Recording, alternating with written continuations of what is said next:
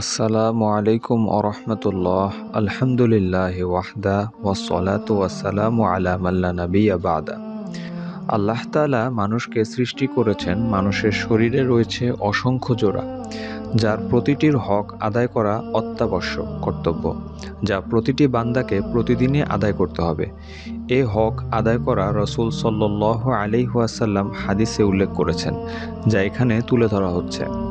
হযরত আবু হুরায়রা রাদিয়াল্লাহু তাআলা আনহু হতে বর্ণিত, রাসূল সাল্লাল্লাহু আলাইহি ওয়াসাল্লাম বলেছেন, প্রত্যহ যখন সূর্য ওঠে মানুষের শরীরের প্রত্যেক গ্রন্থির সাদাকা আদায় করা আবশ্যক কর্তব্য।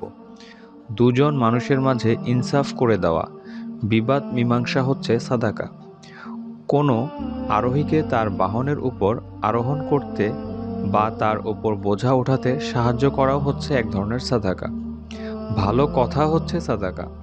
নামাজের জন্য মসজিদ বা নামাজের স্থানে যাওয়ার প্রতিটি পদক্ষেপ হচ্ছে সাদাকা, এবং কষ্টদায়ক জিনিস রাস্তা থেকে সরানোও হচ্ছে সাদাকা। বুখারী ও মুসলিম। সুতরাং প্রত্যেককেই তার শরীরে প্রতিটি জোড়ার হক আদায় করা আবশ্যক, যাতে সাদাকা আদায়ের সওয়াব পাওয়া যাবে। আল্লাহ তাআলা উত্তম কথা ও কাজের মাধ্যমে শরীরের প্রতিটি গ্রন্থির সাদাকা আদায়ের তৌফিক দান করুন, আমিন।